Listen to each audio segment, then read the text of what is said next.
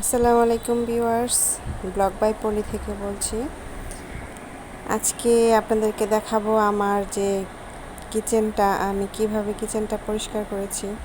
তো আপনাদের দেখলে একদম মাথা নষ্ট হয়ে যাবে আমার কিচেনটা যে কতটা এলোমেলো।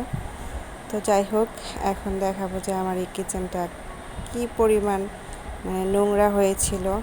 আমি কিছুদিন যাবৎ এগুলো কোনো কিছুই পরিষ্কার করতেছিলাম না, ভালো লাগতেছিল না, তাই আমি কিছুই পরিষ্কার করতেছিলাম না। তার এই অবস্থা দেখেন, কি এলোমেলো, কোথায় কি পড়ে আছে, কোনো কিছুর কোনো ইয়ে নেই। তো যাই হোক, চিন্তা করলাম আজকে তো আমাকে ক্লিন করতেই হবে, কারণ আজকে আর মাপ নেই, এইভাবে আর চলা যায় না।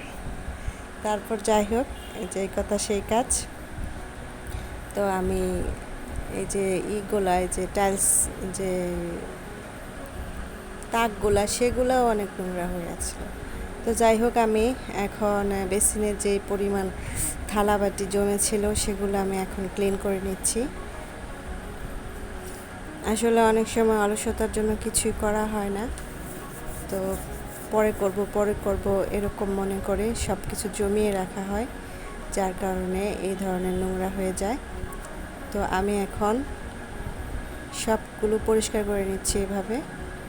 আগে বেসিনের থালা বাসনগুলো সব পরিষ্কার করে নেব, তারপর হচ্ছে আমার যে তাক আছে সেই তাকগুলোকে মুছে নেব।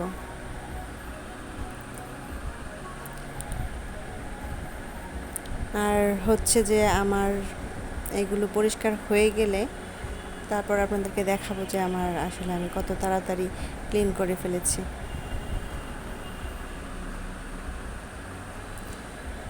দেখতেই পাচ্ছেন, আপনাদেরও মনে হয় কষ্ট লেগে যাবে এতগুলো ধোয়ার জন্য। আমি অনেকগুলো এখন জমিয়ে রেখেছিলাম, তারপর একসাথে সবগুলো এখন ধুয়ে নিচ্ছি।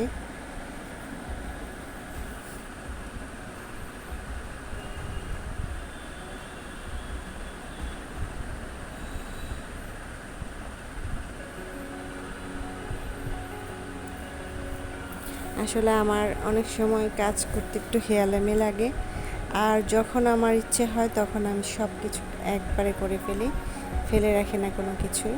কিন্তু যখন আমার মনে ইচ্ছে হবে না তখন আমি কোনো কাজ করতেই আমার ইচ্ছে করে না, যার জন্য অনেক সময় এরকম জমে যায়।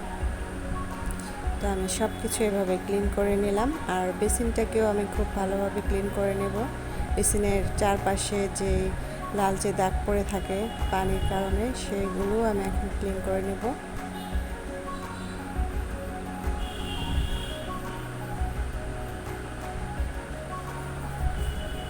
নিজের কাজ নিজেই করতেই আমি বেশি পছন্দ করি। আমার আগে বুয়া ছিল, আমি এখন বুয়া রাখি না, আমি এখন নিজেই সব কিছু করি। তো যাই হোক, আমার ফাইনালি বেসিনটাও একদম ক্লিন হয়ে গিয়েছে, আর যেগুলো দিয়ে আমি মেজেছিলাম সেগুলোকেও আমি খুব সুন্দর করে পরিষ্কার করে ধুয়ে রেখে দিয়েছি। তো যাই হোক, এখন আমি যাব আমার এই যে দেখুন তাকগুলা, রান্না করতে করতে অনেক সময় তেল ছিটকে পড়ে থাকে, সেগুলোকেও মাঝে মধ্যে এভাবে ক্লিন করে নিতে হয়। তো আমি এভাবে ক্লিন করে নিচ্ছি।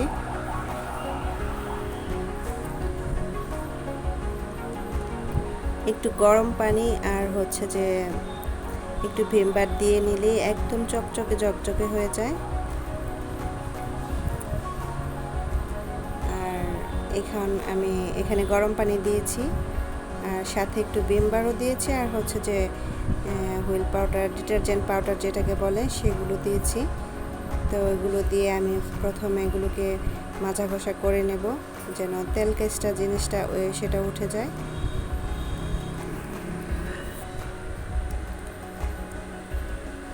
প্রতিদিন পরিষ্কার না করলে এই ধরনের কষ্ট আমাকে একদিন করতেই হবে, এই হচ্ছে আমার শাস্তি।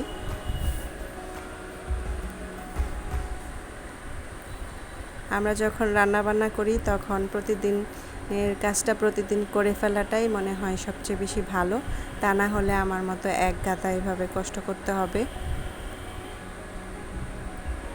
তো ফাইনালি আমি টাইলসগুলোকে মুছে নিলাম পরিষ্কার পানি দিয়ে।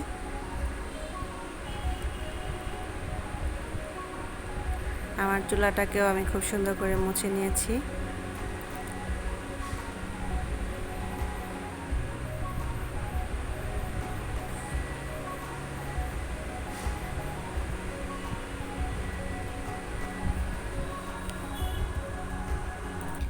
তো ফাইনালি হয়ে গেল আমার রান্নাঘরটা, একদম নিট অ্যান্ড ক্লিন হয়ে গেল।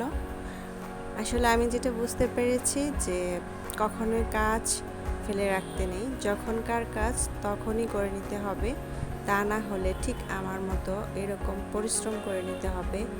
এক গাধা সব কিছু ধুয়ে মুছে নেওয়ার কষ্টটা খুবই। তো যাই হোক, এই যে দেখতে পাচ্ছেন এই তাকগুলো, সেখানে আপনাদের ভাইয়া বলেছে যে আমাকে বক্স সিস্টেম করে দিবে।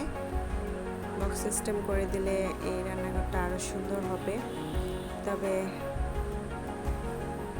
আমার পরিবার যেহেতু ছোট, সেজন্য এরকম ছোট রান্নাঘরটাই আমার জন্য বেটার।